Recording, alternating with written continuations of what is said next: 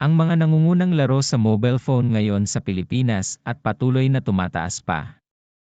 Ang una sa ating listahan ay Mobile Legends. Bangbang ay isang free-to-play na mobile multiplayer online battle arena, MOBA, na nagtatampok ng iba't ibang cast ng mga bayani, mabilis na matchmaking, at mabilis na mga laban na nagbibigay daan para sa mabilis na mga session ng gameplay on the go. Nagtatampok ito ng karamihan sa kung ano ang inaasahan ng mga manlalaro mula sa isang PC MOBA tulad ng League of Legends o Smite, kabilang ang laning, jungling, item build, hero roles, hero ability, skin, at marami pang iba. Nagbibigay daan ang mga kontrol sa touchpad nito para sa tuloy-tuloy na karanasan sa gameplay sa mga tablet at telepono na may ilang nako-customize na opsyon na nagdaragdag ng auto-aiming, last hitting, at higit pa para gawing mas madaling kontrolin ang laro. Ang mga manlalaro ay itinutugma sa iba pang mga manlalaro sa buong mundo na nagpapakita ng kanilang mga flag ng bansa sa tabi ng kanilang mga piniling karakter. Ang laro ay mayroon ding mga feature ng sports community, kabilang ang built-in na live streaming at isang library ng mga stream na mapapanood mula sa loob ng laro, pati na rin ang isang esports system na nagbibigay daan sa mga manlalaro na manood ng mataas na antas ng paglalaro. Mga pangunahing tampok ng Mobile Legends. 5v5 MOBA gameplay. Makibahagi sa klasikong MOBA na laban sa mga tunay na kalaban, nakikipaglaban sa tatlong lane para ibagsak ang tor ng kalaban. Iba't ibang bayani pumili mula sa malawak na seleksyon ng mga bayani na akma sa bawat papel na gusto ng isang manlalaro, kabilang ang mga tanke, mage, marksman, suporta, at higit pa. Mabilis na matchmaking. Sumali sa isang bagong laro sa loob ng 10 segundo at tapusin ang laban sa loob ng 10 minuto, salamat sa mabilis na maagang pag-level ng laro. Built-in na live streaming. Ay stream ang iyong mga pro play o i-browse ang library ng laro ng mga aktibong stream upang tingnan ang mga laro ng iba na may iba't ibang mga filter na nagbibigay daan sa mga manlalaro na maghanap ayon sa mga bayani, ranggo, at higit pa. Mga kontrol sa mobile. Kontrolin ang iyong karakter gamit ang isang virtual na joystick sa kaliwa at ilabas ang mga kakayahan sa kanan. Pagpuntirya gamit ang alinman sa tampok na auto-aiming o mano-mano gamit ang touchscreen.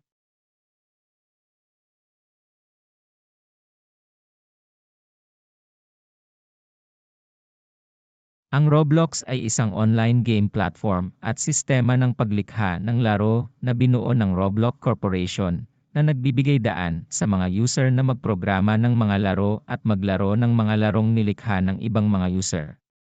Nilikha ni na David Baszucki at Eric Castle noong 2004 at inilabas noong 2006. Ang platform ay nagho-host ng mga larong nilikha ng user ng maraming genre na nakakode sa programming language na Lua.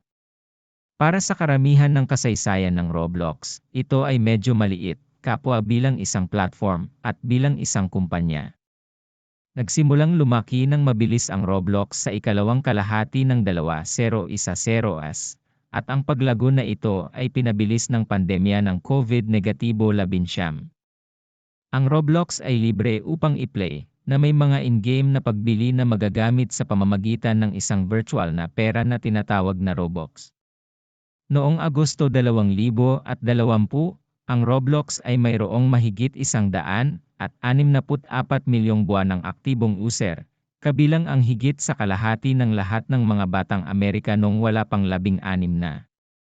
Bagamat nakatanggap ang Roblox sa pangkalahatan ay positibong mga pagsusuri mula sa mga kritiko, naharap ito sa pagpuna para sa pagmomoderate nito, mga microtransactions, at mga paratang ng mapagsamantalang gawain sa mga bata. Binibigyang daan ng Roblox ang mga manlalaro na bumili, magbenta, at lumikha ng mga virtual na item na maaaring magamit upang palamutihan ang kanilang virtual na karakter na nagsisilbing kanilang avatar sa platform. Tanging ang mga administrator ng Roblox ang maaaring magbenta ng mga accessory, bahagi ng katawan, gear, at package sa ilalim ng opisyal na Roblox user account. Ang mga virtual na sombrero at accessories ay maaari ding i-publish ng ilang piling user na may dating karanasan sa pagtatrabaho sa Roblox Corporation. Ilang individual ang nagdidisenyo ng mga item bilang isang full-time na trabaho, kung saan ang mga tagalikha na may pinakamataas na kita ay kumikita ng mahigit $100,000 bawat taon mula sa mga benta ng item. Ang mga item na may status na limitadong edisyon ay maaari lamang ipagpalit o ibenta ng mga user na may membership sa Roblox Premium. Ang mga limitadong item na ito ay mayroong recent average price, RAP, na ang halaga ng item ay nagbabago-bago batay sa pangangailangan nito.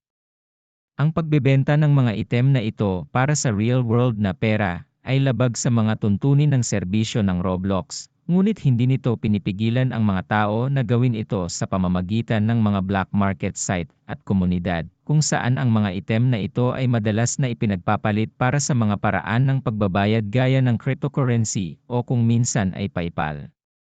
Dati, ilalabas mismo ng Roblox ang mga limitadong item na ito hanggang sa Abril 2023 nang ipakilala nila ang feature na UGC Limiteds na nagbibigay daan sa isang piling grupo ng mga creator sa platform na magdisenyo at magbenta ng mga limitadong item na binuo ng user.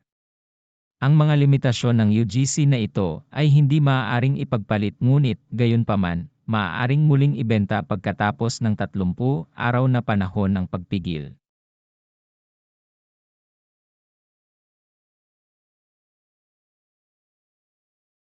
Ang franchise ng Call of Duty ay hindi estranghero sa mobile gaming, ngunit ang maikling pinamagatang Call of Duty Mobile ay iba. Habang nakalaban ko na ang mga zombie ng Call of Duty sa isang telepono at gumamit pa ng Nintendo DS Stylus para i-target ang mga pasyalan, hindi ko ito inirerekomenda sa mga hindi mapaghangad na laro na idinisenyo para sa mga limitasyon ng kanilang mga platform. Ang bagong entry na ito ay kumakatawan sa isang pinagsama-samang pagsisikap mula sa Activision na gumawa ng marka sa kilalang mahirap basagin at masikip na mobile market. At malinaw na gusto nitong magdala ng mga tao sa mahabang panahon. Hindi ka makakahanap ng campaign, ngunit ang mga multiplayer mode ay malaki at may kasama pa itong full battle royale. Kahanga-hanga ang ipinakita, ngunit ang mga kontrol ay mali at ang likas na malayang paglalaro nito ay madalas na nagpapaalala sa iyo tungkol sa mga microtransaction nito, kahit na madaling baliwalain ang mga ito. Ang paggamit ng touchscreen upang kontrolin ang isang taga-baril ay hindi kailanman magiging pare-pareho sa isang controller, lalo na ang isang keyboard at mouse, at hindi mo maiiwasan yon. Bukod sa likas na kakulangan ng bilis at katumpakan, tinatakpan mo rin ang bahagi ng screen gamit ang iyong mga daliri. Gayunpaman, sa pagkakaroon ng mga pag-unawang iyon, masasabi kong nagkaroon ako ng disenteng oras sa paglipat at pagpapaputok sa Call of Duty Mobile.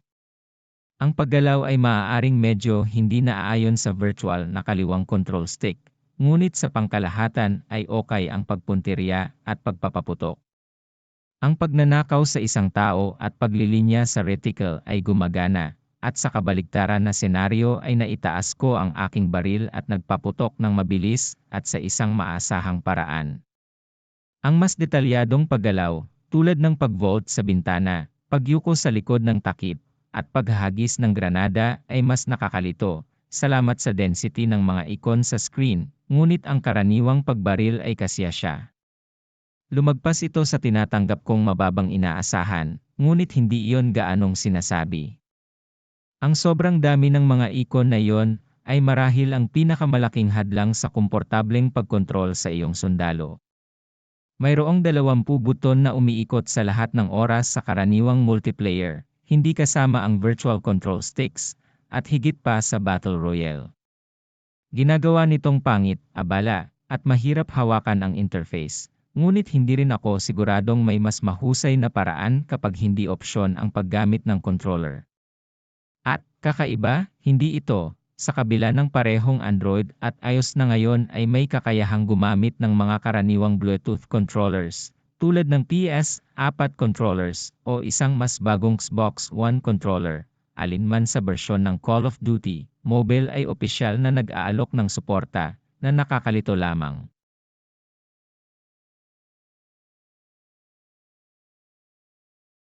Ang Clash of Clans ay pinakawalan noong 2012 man, ang tagal na, at patuloy pa rin ito, pangunahin dahil sa patuloy na pagdagsa ng mga bagong manlalaro at content.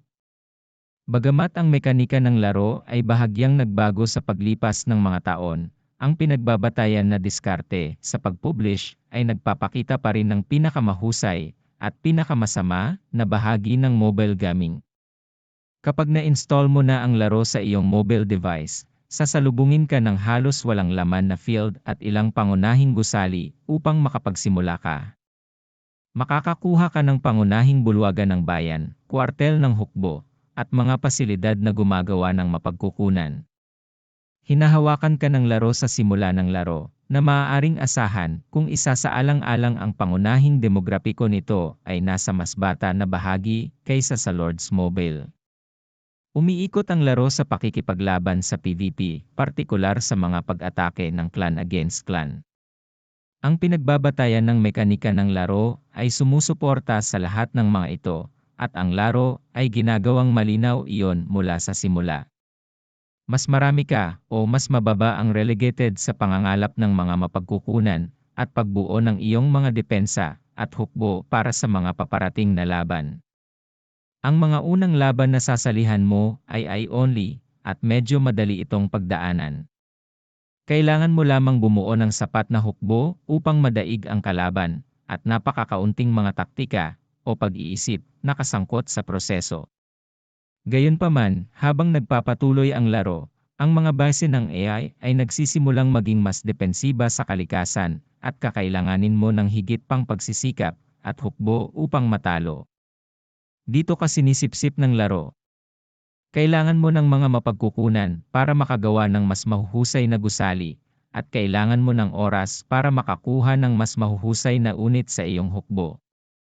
Karaniwan, ang lahat ay nangangailangan ng oras, mapagkukunan, at pera upang makumpleto at mag-upgrade.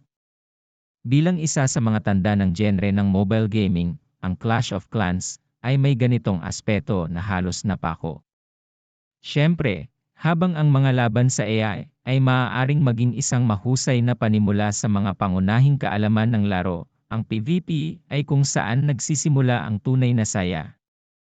Ang iyong kastilyo ay ang iyong base ng mga operasyon, at dapat ipagtanggol laban sa iba pang mga manlalaro.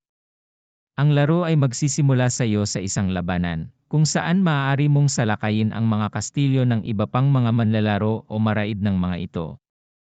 Ang iyong tagumpay sa pag-atake o pagtatanggol ay nagbibigay sa iyo ng mga tropeo na nagpapataas ng iyong ranggo sa leaderboard, at nakakakuha ka ng mahalagang mga mapagkukunan upang mapabilis ang iyong pag-unlad sa mga unang yugto. Wala kang anumang kontrol sa iyong hukbo o base sa mismong pagsalakay. Sa sandaling mapunta ang mga tropa sa kapirasong lupa, sasalakayin nila ang pinakamalapit na kaaway o ang kanilang priority target, tulad ng mga gusaling dambong. Ganoon din sa mga gusaling nagtatanggol. Karamihan sa kanila ay may ilang pattern ng pag-atake at prioridad, at ang AI ng laro ang bahala sa iba para sa iyo. Bagamat hindi ka direktang nasasangkot sa mga pagsalakay, maaari ka pa ring manood para malaman kung saan nabigo ang iyong hukbo at kung ano ang kailangan mong pagbutihin. Ang ibang mga manlalaro ay maaari lamang umatake sa iyong base kapag hindi ka aktibong naglalaro ng laro. Sa simula ng bawat session, makakatanggap ka ng status update sa mga nakaraang raid at kung paano naapektuhan ng mga ito ang iyong mga tropeo at mapagkukunan. Magkakaroon ka rin ng pagkakataong manood ng mga replay ng lahat ng mga pagsalakay na nangyari pansamantala. Gamitin ang mga ito upang makita kung saan nabigo ang iyong mga panlaban at kung anong mga gusali ang mangangailangan ng pag-upgrade upang makatiis sa mga pag-atake sa katagalan. Sa pangkalahatan, ang aspeto ng raids ng laro ay kung saan masaya.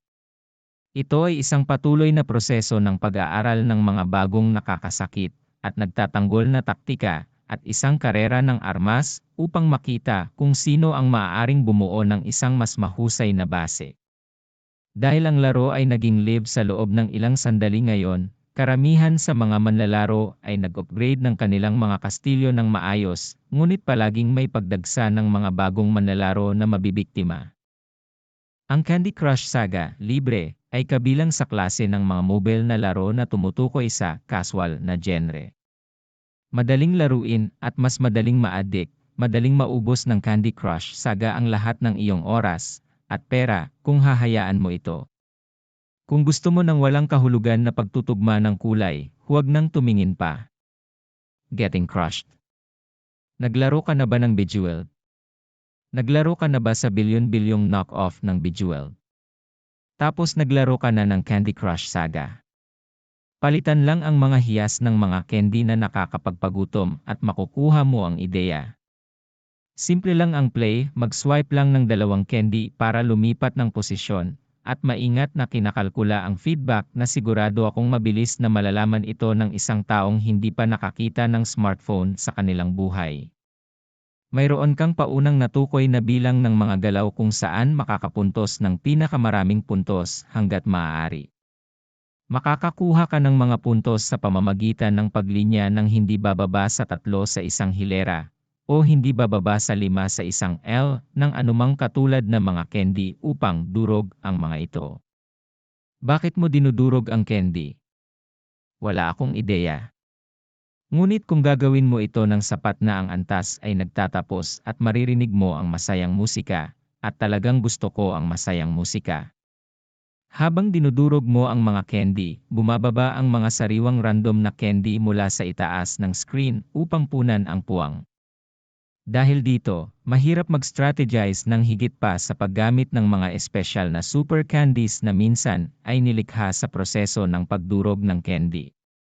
Pana-panahong binabago ng laro ang mga bagay sa pamamagitan ng pag-aatas sa iyo na maka-score ng ilang partikular na bilang ng mga puntos sa napakaraming galaw o pagdaragdag ng mga parisukat na jelly na maaalis lang sa pamamagitan ng pagdurog ng candy. Ang hugis ng mga yugto ay nagbabago rin mula sa antas hanggang sa antas, kung minsan ay nagdaragdag ng mga pakpak na mahirap durugin sa mga gilid ng gitnang board. Nakapagtataka, ang maliliit na pagbabagong ito ay maaaring magpahirap sa ilang antas. Ang musika ay nagkakahalaga ng pagbanggit dahil, tulad ng laro, ito ay kasya, ngunit nagiging nakakainis sa paglipas ng panahon. Malakas at bombastic, ang musika ay humahampas sa iyo hanggang sa mahirap tanggapin. Gamit lamang ang mga pinaka-cute na instrumento, ragtime piano, triangles, auto harps, at nakakagulat na luntiang ito, hanggang sa punto ng overkill.